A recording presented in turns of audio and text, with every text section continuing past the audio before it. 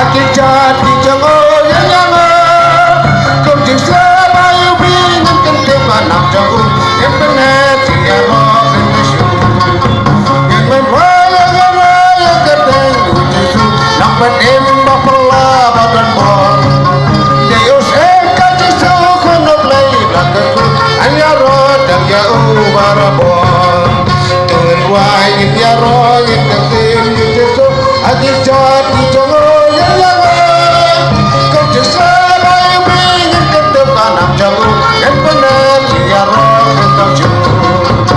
Nam thái bên nhà rơi cái tay Giêsu nam bên em có pula badan bon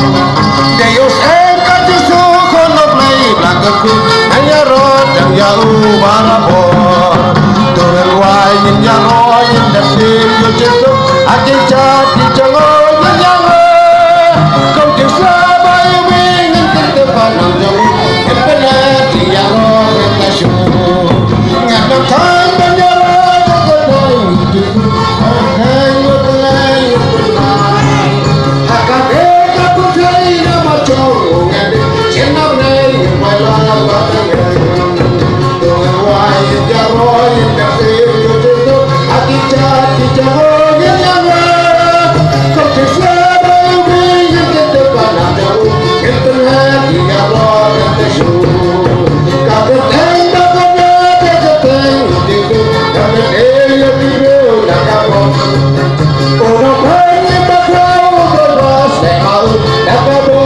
Giêsu